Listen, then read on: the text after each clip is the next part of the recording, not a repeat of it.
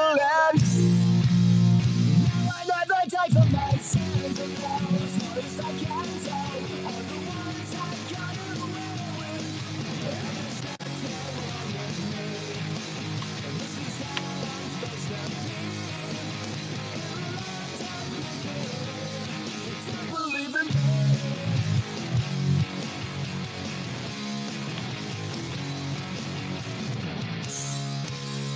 Get my television fix. Sitting on my crucifix on the living room, on my private wall, while the moms and pass away. To fall in love and fall in debt, to alcohol and cigarettes and Mary Jane, to keep me insane, to eat someone else's cocaine. And there's nothing wrong with me. This is how I'm supposed to be. In the lands of misery, don't believe in me.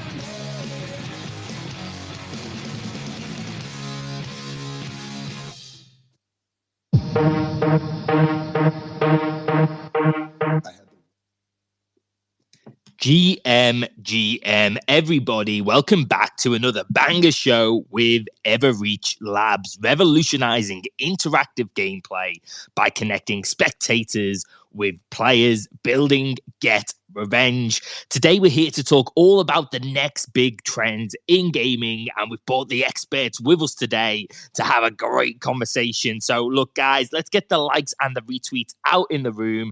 Jonah, I see you in the crowd, homie. If you're just tuning in to listen, then absolutely enjoy this one. But if you do want to hop up, invite is definitely out there for one of the biggest gaming creators in Web3. We have Nyan Heroes with us today. Hero shooter where cats pilot giant mechs. We also have with us today a Changeroy. I like it. Let's see how they fly on Raven's wings.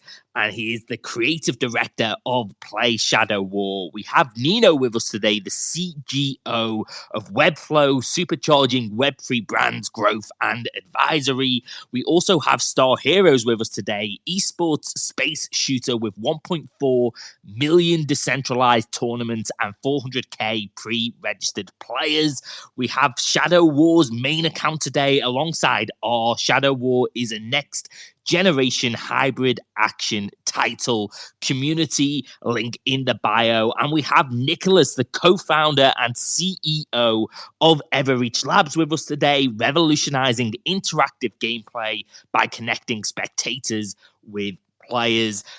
Which, Nicholas, I'm going to throw the mic straight over to you with a hot one here, but it's absolutely trending right now. Everreach has definitely been building in this regard. And if you don't know what I'm referring to yet, it's this idea of spectators actively engaging in content. And I had to throw the mic straight to you. You excited for today's show? And also, how good does it feel to see something that you guys have been working so hard for really capturing the zeitgeist right now, really getting players and gamers psyched about how to, be more interactive with the content, with the gaming side? Yeah, Jack. Hello, everyone. So the topic today is super interesting because, it's in the core of what we're building. For years now, Twitch exists, and Twitch has not done anything to try to create more innovative, creative ways to connect the spectators with their favorite streamers. That's what we're building. But in fact, it was not their goal. It was not the role of Twitch as a platform to do that. It's the goal of some devs like us, gaming studios, IDs, founders to go after that trend. And to be honest, these last weeks we have been pitching the project for the first time to some Twitchers and streamers, Web 2, Web 2.5, Web 3 guys, and all of them are super fan of the idea, because we believe here that the gaming space will change. The viewer space is increasing, and we have to do something here. That's our mission, in fact, to convert kind of the spectators into players. Yeah, I think what we're seeing as well is not just Twitch adapt, but we're seeing other social media platforms now get onto that bandwagon. They want to compete in the space. You've got 4 billion active gamers, at least 4 billion people who classify gaming as a hobby. How much time they get to play it or not, if they're anything like me, is not as much as they would like. However, obviously, when it comes to content, if you're looking for engagement, if you're looking for interaction, then there's no better place for it. And I think we've seen TikTok go down that route. We're seeing Instagram. We're seeing also on the other side of the spectrum, the creators themselves realizing short form content, realizing like engaging their community or building a community, not just through YouTube on the long form side as well, because that's another avenue that people are looking at alongside Twitch, but also on the short form side. So yeah, definitely really, really excited to see what happens here, what goes on. But great start to the conversation. We're going to get to all our amazing guest speakers on this one as well. For the listeners, let's get the likes and the retweets out of the room. Let's blow this one up as we dive into the next big trends in gaming. Or I'm going to throw the mic straight over to you. What's the first thing that comes to your mind when you read the title of today's show? What do you believe the next big trends in gaming are? What have you been paying attention to? Yeah, I mean, I think the value that I have is I have a really strong team, and my team, I get to outsource a lot of my thinking for me, which is great. But something that we've been looking into, I think in the last 2 weeks or so, has actually been Telegram games. Seems incredibly bullish. Actually, I think from the outset when I first kind of heard about it, I was like, man, this shit is gonna die in like 2 weeks. Like, no one's gonna care about this thing. That was 8 months ago. And people are still, talking about this thing. People are making really good games on it suddenly. And I think the quality of games is only going to improve. And you only actually realize this and pay attention to it if you actually decide to dive in, instead of having like, your preconception or your preconceived notions of, whatever the hell, like your idea of a Web3 game is, try to think that maybe it's wrong, and if you approach things from that perspective, you might actually learn something new for yourself. So for us, it's like, we're looking at Telegram games really, really heavily. We're seeing an actually like insane amount of potential there just because of the install base being so big, as well as the actual competition is really, really low. No team has really been, delivering like a lot of quality games. Some of the games are actually pretty good more recently. Looking at games like Lumina Hunt, for example, from Tatsumiko, I think that one's a really, really good game. And I think the games are only going to get better, and the competition is only going to start increasing from here as more teams actually start taking this thing seriously and not just looking at it as like some kind of fly-by trend. I think also in Web3, it's kind of funny because at least in the crypto gaming space, people are sort of looking for narratives, and like here's a narrative like punching you in the face, and teams are just like not looking at them and observing them, and respecting them, I would say, for what they are. So I think there's a lot of potential there, and that's really one of the main big ones. And then I also think off the grid, like everyone in the space right now better be bullish on off the grid. Like I'm not joking. Like off the grid is going to carry so much on its back in the next quarter, I would say, just because they're one of the first big games actually on console.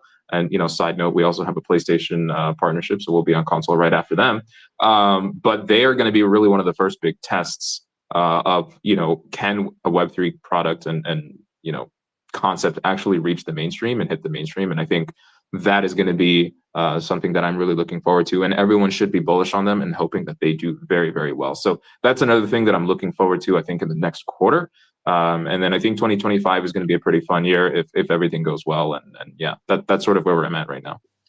Okay, I love this. I want to just quickly follow up on Telegram games because I think, look, for most people, we've heard this for a while now, like it's captured attention. But I'm going to throw my hands up and say I've been one of those gamers who are like, I ain't playing a fucking Telegram game. Like, what? Like, no, like, I want to play real games. So tell me, what is the experience of? Like, what is, how does it work? How does, like, is it literally it just pops up on your feed if someone shares through it? Is there like a game option? Is there like some sort of app store in Telegram where we can access these games? And what sort of games are we talking about right now? Is it like genuinely fun games?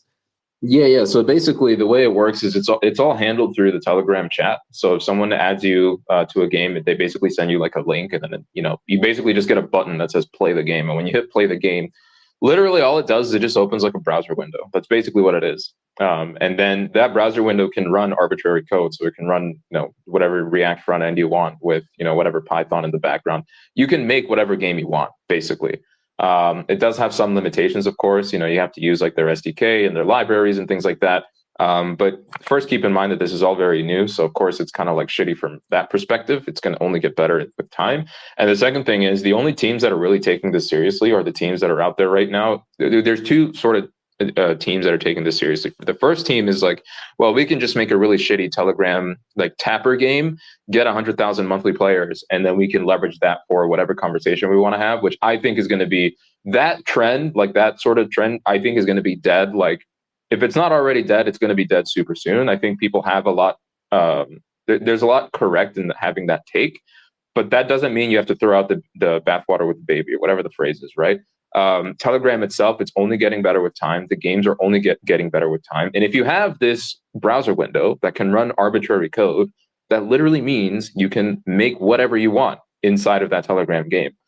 So we're starting to see a lot of like multiplayer games. We're starting to see a lot of games that, have like a storage, like a history, a shared history between players, starting to implement networks and all of these wonderful things that I think we're going to see in the next, I would say I don't know, maybe like the next 3 to 6 months. Making a Telegram game is obviously leagues cheaper and faster than doing a traditional game.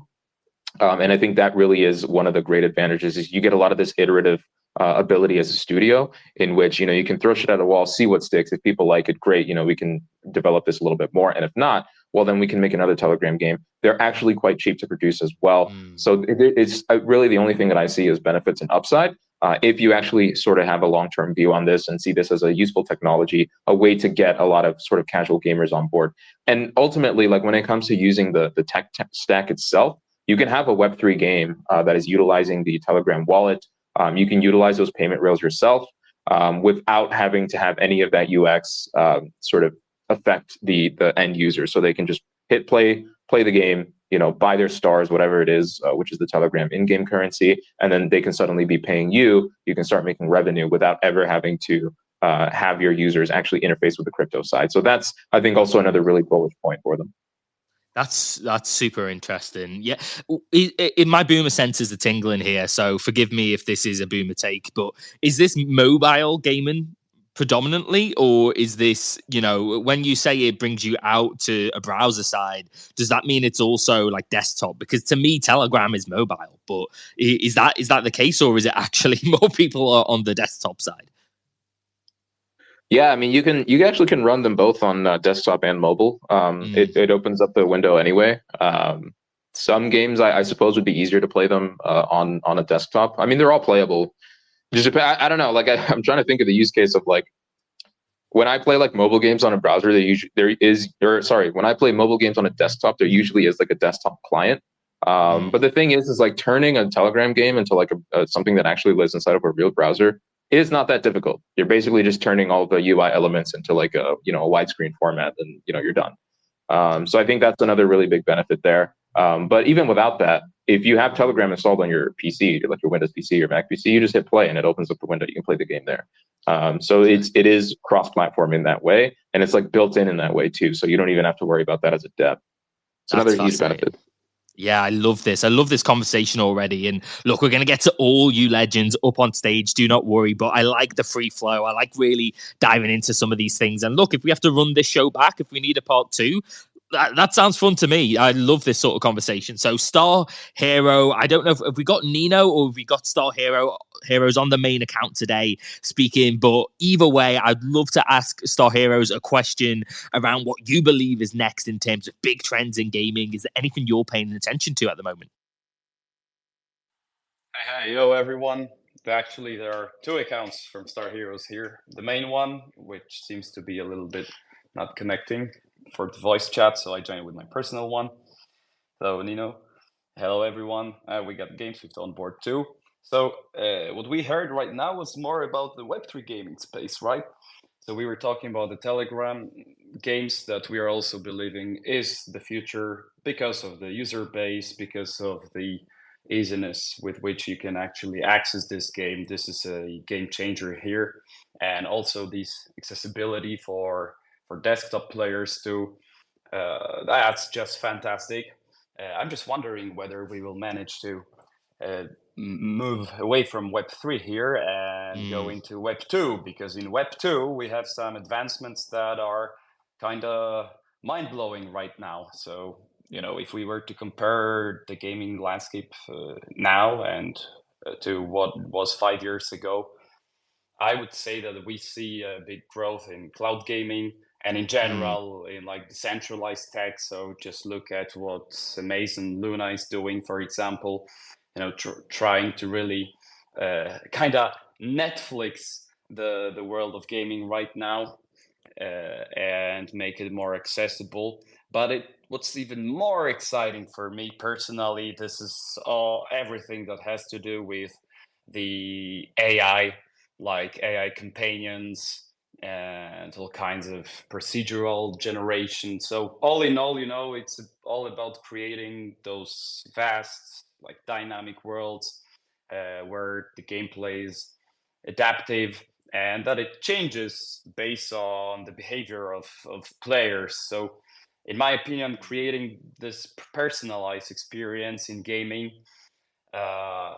is super helpful in terms of like player acquisition, retention, to use these formal words, but also from the dev point of view, you know, because instead of designing everything manually, you can just outsource this to our beloved artificial intelligence.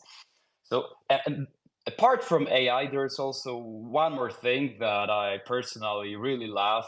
This is everything that has to do with, it's called like haptic feedback technology. So things that you can feel, that you can sense, you know, then where you can feel this fucking gun in your hand. Where that Ready Player One shit.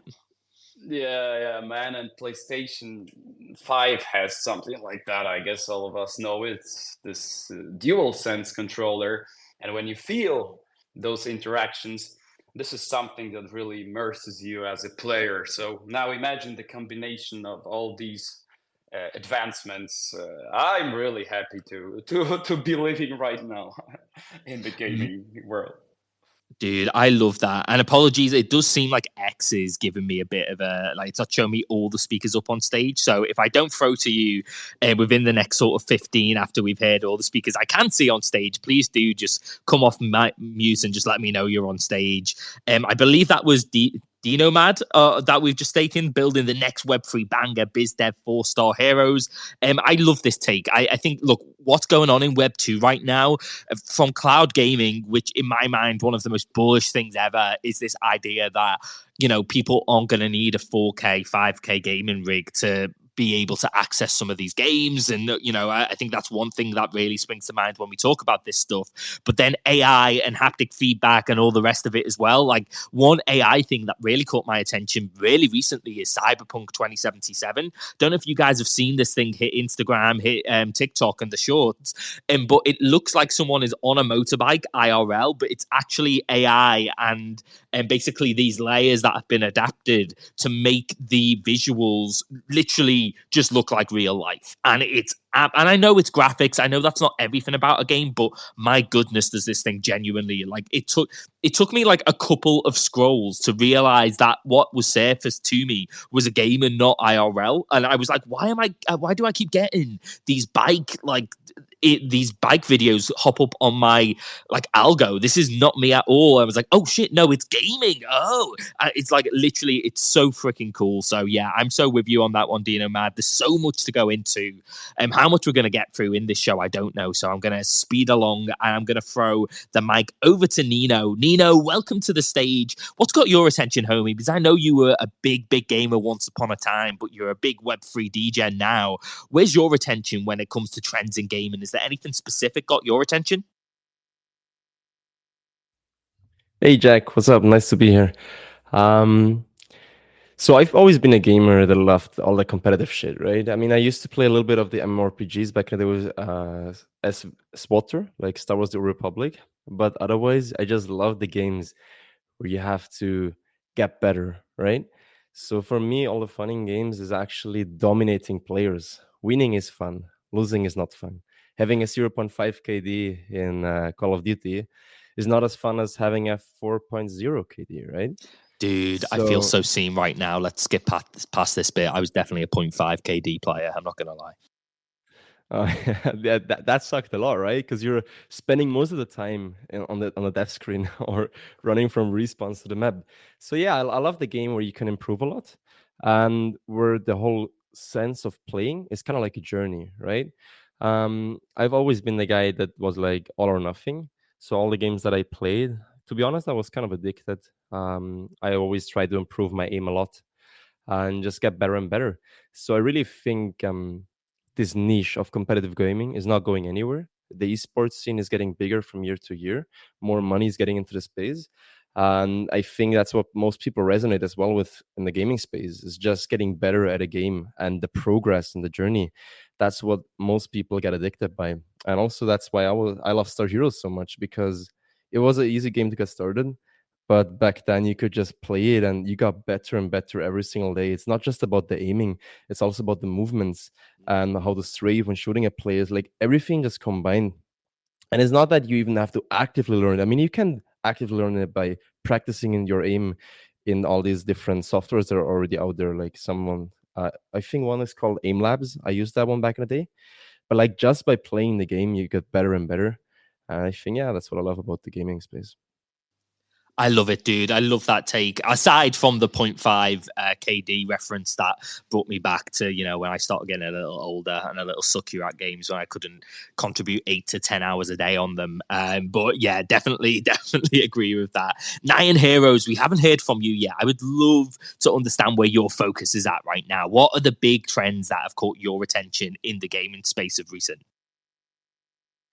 Hey guys, it's Jorge here behind the account. I think a lot of things that have been said are really good. I really like the last point that got brought up about cloud gaming. I think that one of the biggest issues for around the world of access to consoles has been always something at the forefront. I think cloud gaming and the technology that it's allowing, from being able to download the game on the computer, on the TV, like that is just brilliant. Netflix with games, Amazon with games, Prime Gaming. Like there's just so many innovative tools right now that are pushing these bigger games to be more accessible. And I think that's it, man. We have to learn how to be more accessible. How do we get to more gamers? Where do gamers discover games, right? I heard a lot of the talks with Telegram as well. Yeah, I think Telegram is definitely very unique. I don't know if it's our audience yet. Like, I don't know if that's the audience that we're trying to capture. For us, we know that our game is a lot more competitive and whatnot. So like, I think our audience is a little different. So, but I do like what Telegram is doing, and I think there's definitely something to be studied there. I think one of the things that I'll end it with is, don't go away from the practices that in Web 2 are done on a daily basis for marketing for user acquisition. I think in Web3, we kind of always try to find a new way for user acquisition, and like we haven't found that successful way yet. But I think one of the benefits from Web3 is the community and building with communities. And I think like that is the most important thing, and finding ways to bring in more gamers where gamers live, and understanding that and bringing it to our home. I love this. I love this conversation. I think, look, there's so many of us here who are literally in the trenches. You know, we've got this. One of the beautiful things about every shows is we've literally got tons of builders on stage right now talking from direct experience. So that's where I want to drive this conversation next. And I think the big theme for me on this conversation, now we've heard from all of our guest speakers, unless, you know, again, if X is playing up at all, please do just let me know. But I think the big theme for me is just how broad this conversation is. And what I mean by that is we literally just referenced by Nyan Heroes and Jorge, Telegram gaming, big one. Love that take. Content interaction and social media really starting to develop for gaming content, I think, is another big one, which Everreach have dived into a lot. We've got cloud gaming. We've got AI being brought up. We've got like the tech itself. There's so many different angles. So I think the theme and the question that I need to ask next is how on earth, whilst we're building in a space that's already incredibly innovative, do you choose what themes to actually follow here?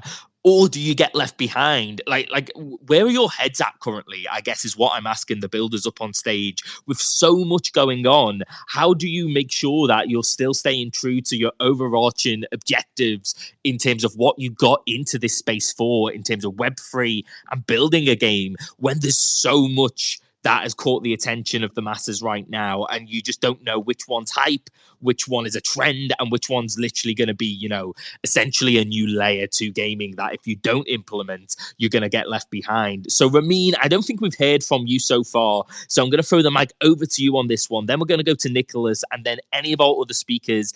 We're going to get a little bit more organic with this, so just throw your hands in the air, give me an emoji, I'll get the mic straight to you if you do want to come in on this question. Ramin, over to you. Are we still on the topic of next trends in gaming? So right now, the big question is, how do you choose a trend, or how do you stay, you know, with your eye on the ball in terms of the North Star of what your project has been built for and what you initially got into the space for, with all of these different trends from cloud gaming to freaking Telegram to AI development to content interaction, all of these things. How do you keep your eye on the ball, and how do you know which things are trends and which things are, you know, basically there just to actually draw you away from what is important, which is developing the game you want to develop? Okay, well, I published a paper going into a lot of detail on this particular topic yesterday on my Substack, and I went into basically. You know, the AAA gaming industry is a lot like the automotive industry. They didn't want to change from internal combustion engines as long as they could continue to sell them, but they waited so long. Now they're at threat of just being made obsolete by electric vehicles, and they don't have the technology, the infrastructure, or the staff to make those things. And the same thing has happened with gaming. And when you have 5 to 8 years to make a game, and you don't and that's the pipeline, and you don't realize until the very end that your game is completely obsolete and was like a loss of almost $1 billion, then what are you going to do? You don't have 8 years to remedy the situation. So what you're going to see is a massive number of layoffs, and this can go one of two ways. You can have the people who are trying to do the next big thing in tech, or you could have things like in the war in Ukraine, the next big tech is paper airplanes. So like I heard like R talking about basically, you know, going back to simpler techs, or using, you know, modern tech, but in simpler ways to get around these problems and make new products that can be competitive by just lowering the cost of the product. So you have to pick which way you're going to go. You're going to go down tech, or you're going to go up tech. Up tech is hard because it's expensive, and you need specialized people, and you have to be very well organized, bring all those people together. But of course, that's the approach we're taking at Everreach. We're going for the high tech road. We want to be the next thing that replaces AAA. Whereas you know, it's just as viable an approach to try to go for the cheap, to make something very inexpensive. That's a simplification, because instead of spending $1 billion on something, if you can spend 5,000 or 100,000 on a game and make back 10 times as much, you scored. This, by the way, Ramin, and look, guys, if you're new to the show, just if you're enjoying the show, let's get the likes and the retweets out of the room. This one's already cooking, but we need to get more listeners in here to enjoy this one. Also, definitely follow the legends up on stage if you like any of the individual takes today. Just a great way to show support for this kind of show. If you do enjoy it, it just makes us aware. It makes us like, okay, we got to do more of this because we're always trying new stuff on Everreach shows and on our gaming project shows. So, Ramin, I love that every time I pose a question to you, you've recently written an article on it, which is just like how much you must write or how much experience you have is just wild to me. I love having you on these shows because you literally don't just have a take, you have a thesis based on like freaking, I don't know how many words, 1,000, 2,000 word essay that you've just wrote on that exact question. You're an absolute legend of the space, but I love the question you've just posed there. Do you go the easy side or do you go look, we're here to compete with what we believe are the vehicle version, the motor industry version of the traditionalists against what is going to be the electrical car, and we're going to be one of those electrical cars that take the market share and compete with these guys who are just too stuck in their ways. I love that question. Times are changing. You're not going to survive by standing still. And you and I are in sync because we're both constantly thinking about what's next. Where is this road taking us? So that's why I write about these things. I love it, dude. Yeah, I don't even know. Look, again, this is a little tangent, so I'm going to get the question over to Nicholas. But can you please link me to your Substack if I don't have it already? Because, guys, this is completely genuine, organic conversation. This isn't me looking at Ramin's Substack and creating shows based on it. I swear. Nicholas. If you click on my picture here, you'll see my Substack link. Awesome. Okay, definitely going to do that, guys. I definitely recommend it. Ramin is so like you don't even know. Like if you've been in these shows before, you've probably just touched the surface of the experience this man has. Nicholas, Mike, over to you on this one. Look, if for those who know Everreach, they know that one thing that you have seen before it's now caught the attention of social media platforms, and a shout out to Jason Fung, who's in the audience right now, previous TikTok gaming, because this is a big part of this, is you are going down the content consumption route where you can in Everreach games play more of a participatory role when you're actually spectating, right? Like there's actual ability to engage with the game, with the streamer, which is now starting to gain more popularity. But since we started these conversations, I found no information about this. Like you were the first person to talk about this on our shows, which now have been going for a couple of months, and it's been incredible to experience that and see that you guys were almost first in that regard. How did you choose that? How did you front run and understand that was a trend? And are any of the other trends really standing out to you right now from the list we've been through, from cloud gaming to AI development? Or do you still think it's going to be social gaming and the social platforms that are going to be the real sort of win, the real electric car compared to the old traditional motors?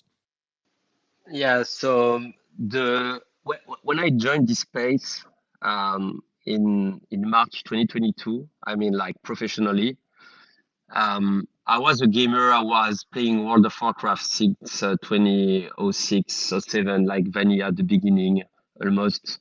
And I was an investor in the crypto space since 2016 as a student. And I was looking at this gaming narrative, at this GameFi like axes and projects, but like I was not. It was not sexy for a player to join. Like it was not social. It was like just driven by the incentives. So I wanted first to build something cool. It was the main goal, just to come in this space, to build that first project, that first gaming studio with my co-founder, and build something cool where the gameplay, the narrative, the IP was at the center of it.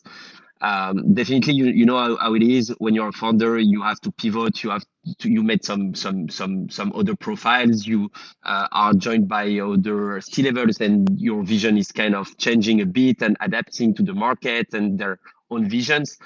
And when we met Phil, the design director, we were interviewing a lot of folks like ex design directors at Ubisoft, Tencent, etc.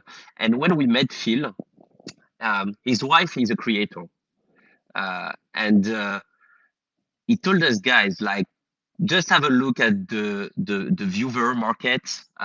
It was like, I think something like 800 million of people watching streaming in 2019.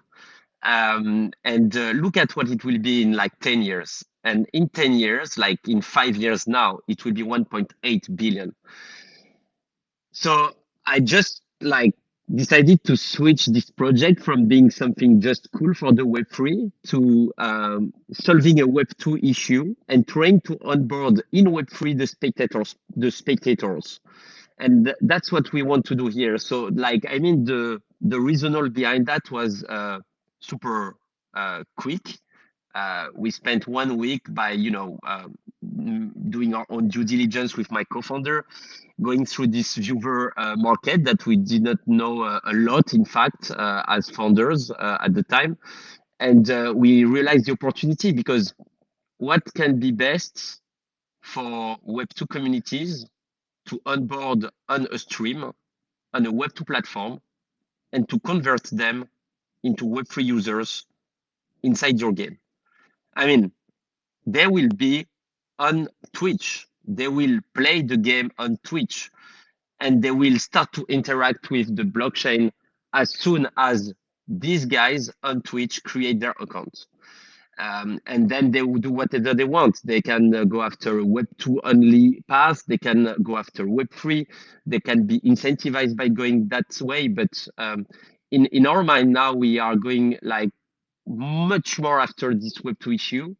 And on the way, we want to onboard these communities into the Web3. And that's why this project is so important, in fact. This is fascinating to me. So essentially, you just were made aware of this growth sector, and it was just so indefinitely going to just continue to grow over the coming years that you literally just made that decision to say, yes, we're a Web3 project, but this is an opportunity to actually solve an issue that Web3 currently has, which is bringing gamers, and you just change complete tact with that. I love it. I love that the team is so prepared to like take that risk and innovate so like far away from like the traditional concept. And yeah, this is a real question for me. Is it's something that I struggle with companies, and when I'm in business, and even as a creator, like I'm ADHD'd to the gills. If you haven't heard me say that before on a show, then it's a regular thing. My God, is it difficult for me with all of these different trends to just stick to creating what I know, or where my gut is telling me, look, this is where I want to grow as a creator. So you guys as game developers, which look, gaming is already one of the most innovative places you can develop in any industry, to then say, okay, we're going to do Web3 on top of that, but now there's all these other areas that are growing at such a rapid pace. It really does fascinate me to figure out the mindset and the actual thought process that goes into like, okay, this is a trend we need to capture, because it's more than just it's more than a fleeting trend. It's going to be something that changes the industry, and those trends that you just have to make a good call and say, no, this one's not going to be around forever. We need to stick to our guns here. It's hard sometimes to look at these trends on the side that can become big things, but you have to stay like focused on what we are doing, because I mean, like, we can't afford like Telegram games, like social fight platforms, dashboards, this innovative UI overlay on Twitch. Like, I mean, we can't do everything at the same time, but yes. Sometimes we feel we are missing something, but we have to stay focused on the initial vision of the project. I love that. I would love to be a fly on the wall to some of those conversations as some of these trends do grow. Like, oh, what do we do? Can we incorporate it? Should we? No, we've got to stick to it. I bet you that's a weekly at the moment. I'm going to throw the mic over to you, and then I'd love to hear from our other builders. So Dino, Mad, and Nyan, I'll throw the mic over to you straight after R. we've only got like 20 minutes left of this show, so I want to make sure that we really fill in as much alpha as possible when it comes to developing these games and, you know, where these big trends are taking us. So if you had to choose, I would love to know if you are actually going down this route too, if you had to choose one current trend that you think is going to win out amongst the basically the 5 to 10 huge trends at the moment that all seem like they could change the industry, which one trend would you pick? And are you genuinely considering implementing a development cycle, or, you know, are you looking to implement developing this into your current game? Yeah. I mean, I think it's okay. So first of all, I'm not a not truth teller. I'm not well, I am a truth teller sometimes, but I'm not a fortune teller, so I can't tell the future, right? So being able to pick one trend, I think is a little bit of a noob trap that CEOs and founders can kind of fall into. Like it's a much better stance to take that Shoshin mindset of just saying like, okay, I'm probably wrong about this. How can we limit the damage? Or like, how can we limit the risk here? In case everything goes wrong, right? Because, you know, everyone's always pie in the sky. My idea is the best idea ever. No one's ever thought of this. It's going to be great. You know, it's like that John F. Kennedy quote. We do this not because it's easy, but because we thought it would be easy. You know, I think Web3 and crypto is much the same. But I think there's all these different trends, right? Obviously, you can't do everything. And the way that we kind of think about it from our side is the general philosophy is like, look, we have our main cook. We have our flagship game. You know, Shadow War is years in the making, something that we're working on constantly all the time. Can we do other things that do not affect the development of Shadow War while also contributing to the overall offering that we have?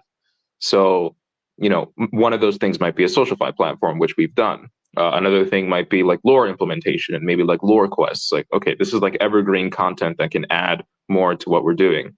And so even though like for example, the SocialFi trend has basically died, what we actually have now is a great repository where people can interact and engage with the platform, and a great place where people actually can learn more lore about the story and get rewarded for it.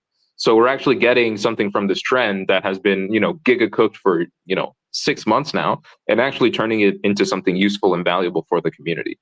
The other thing is we are all indie developers and we're all indie teams. We need to be very careful with our time and the things that we develop. And so if we make something and if we commit to making something, we have to make sure that this thing is still going to be relevant in 6 months, in 12 months, and in 18 months, and in 24 months, and so on and so forth, right? If we were to just say, great, there's a huge Clicker Telegram trend going on right now, let's make a Clicker game and ship that shit on Telegram, is that really going to be something that you're proud of, you know, in 6 months? It's kind of like going home with the 6 out of 10 at the club, you know, like in the moment, it might seem like a good idea, but, you know, long term, you're probably going to have a lot of regrets later on. So I think this sort of approach of, you know, let's think about the long term. Sure, we can utilize the trends a little bit to our advantage, but make sure that whatever we build is something that actually builds upon the foundation that we have. So we have another Clicker idle game that we're actually releasing that has taken quite a long time to actually build, not because anything particular. I mean, the main reason it's taken long to build is because we actually really put quality and effort into this thing, in the sense that we want to have this as something that people can engage with 2 years from now. Even if the idle game, Clicker game trend is like dead or whatever, we still want this to be something that, hey, you want to engage with the offerings that we have, you want to see what we're all about, go play this thing, and you can get a really good idea for that. So that's the way we think about it, is can we turn this content into evergreen content? Can we make sure that if we elect to develop or commit a development cycle into something, that it can pay off long term? And if the answer to those questions are yes, then we are much more likely to do that thing. So first, I am completely cooked on those takes. Like, I literally had to laugh out loud a couple times there. The bar analogy, the 6 out of 10, literally killed me. But the JFK one, also kudos to you, sir. I now have to try and bring my thought process back into asking a follow-up question for our other speakers. So, you do not make my job easy, sir, but I absolutely love having you on the show. Denomad, let's throw the mic over to you. What's your take on this? I thought that was a really really good insight into how R considers all of this stuff. Are there any trends in gaming that you right now feel, there's going to be one that really stands out as an area that's going to succeed and is going to bring a ton of success to any project that really unlocks that development? And B, how do you make that choice? Is it the same? Is it like, look, regardless of if it's going to be a short-term or long-term trend, can we get something that's going to be successful for years out of it? Or is there any other like alterations to that thought process that you have? Yeah, thanks. Yeah, those takes from RI, that was something amazing. That was to the point, actually. You got to focus on what you're doing well. You got to focus on your niche. You need to have your target audience, believe in what you're doing, but then also adapt to what's happening in the industry in general. So this is what we're doing at Star Heroes. Our niche here is esports, competitiveness, and just providing those emotions. Because in all of those discussions, by the way, we are sometimes missing the emotions. And gaming is entertainment, and it's about emotions. So the more emotions you provide to the players, the better the experience is. And actually, this is where the technologies should find their utility in general. And one of those that really bring emotions to the table, it's AI. I think this is clear, guys, because this is something that can really bring the close to real life experience in gaming. So on the one hand, you can introduce some kind of dynamic game difficulty, just the challenge levels in real time. So you can keep the players in the so-called flow state, and this is something perfect because this way the gameplay becomes neither too easy or too hard. Another thing, it's the so-called procedural content generation, where basically you use AI systems to create, encounters like dungeons dynamically.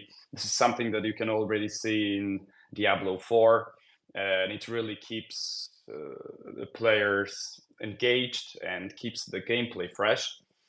And also you mentioned Cyberpunk, and I think this is a great example showcasing the capabilities of AI with the NPC's behavior in this game, because it really brings it very close to the real life experience where the world is really responding to it. So this is more of my personal take, but then if we take it down to Star Heroes, we are focusing on providing this competitive experience, and for this purpose, AI also serves us well.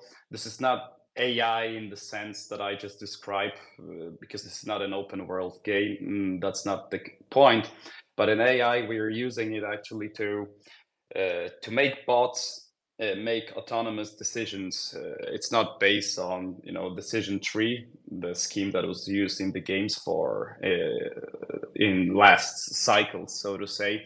This is more to give them artificial intelligence in the sense that they behave depending on your behavior and they take their own decisions, and it makes this flow state very, very immersive.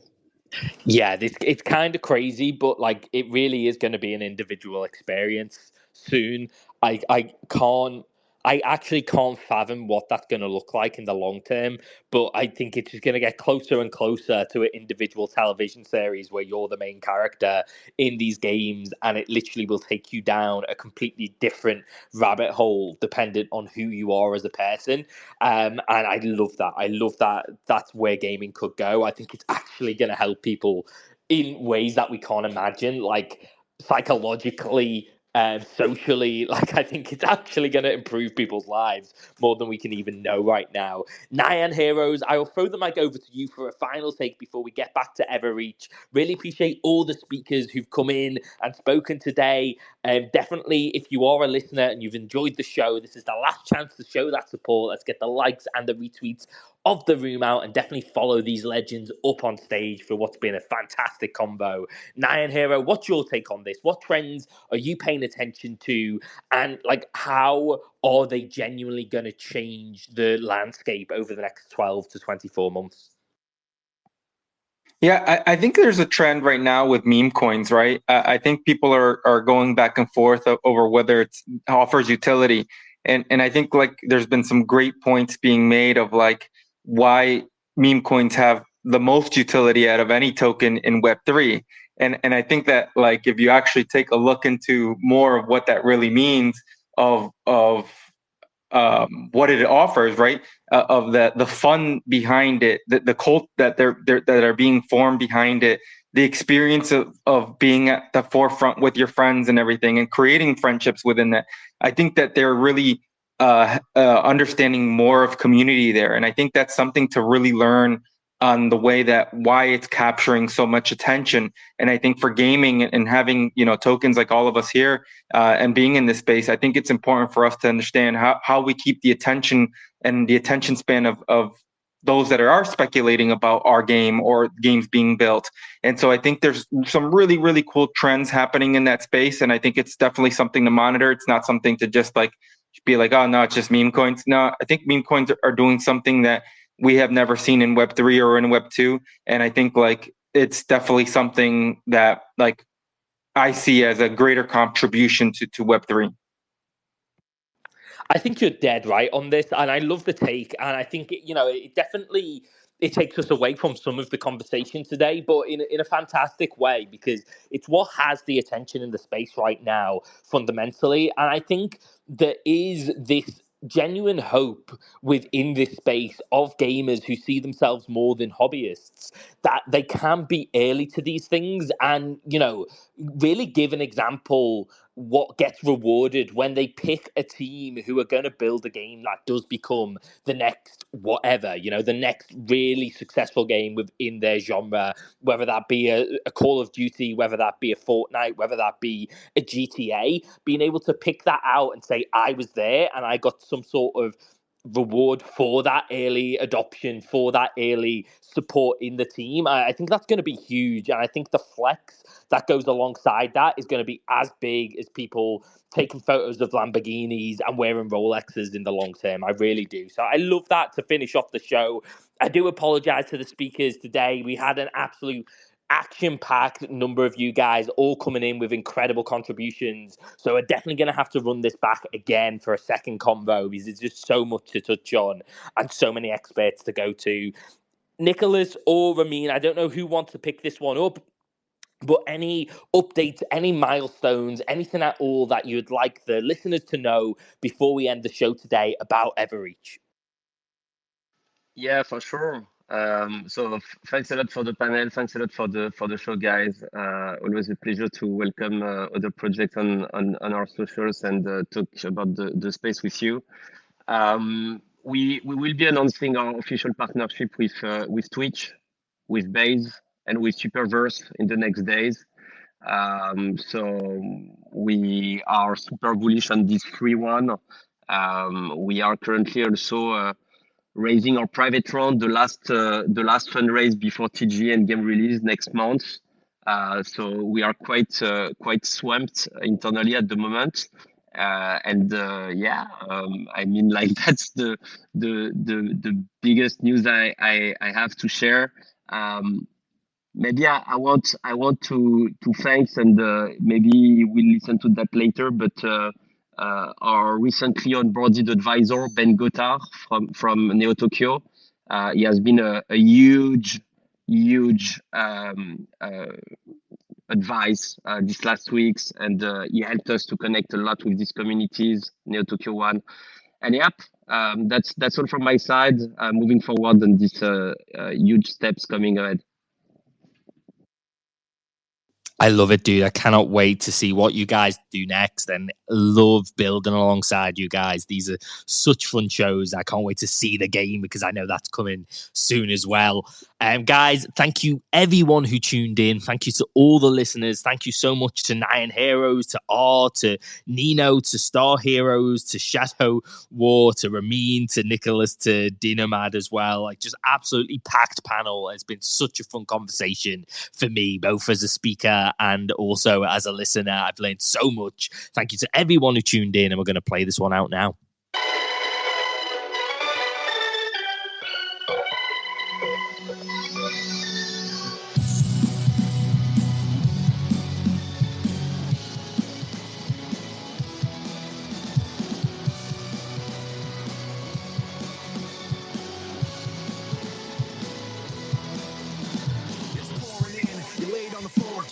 One knock at the door and then we both know how the story ends. You can't win if your white flag's out when the war begins. Aiming so high but swinging so low, trying to catch fire but feeling so cold. Hold it inside and hope it won't show. I'm saying it's not, but inside I know today's gonna be the day you notice. Cause I'm tired of explaining what the joke is. This is what you asked for. Heavy is the crowd.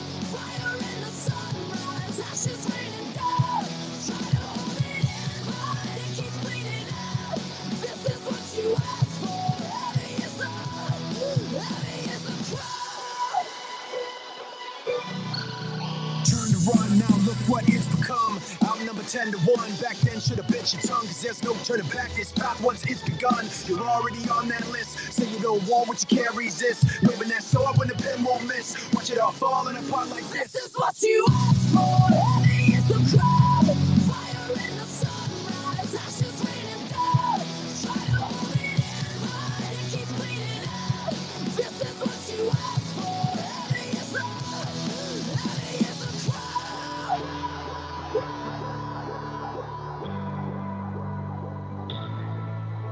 Today's gonna be the day you notice.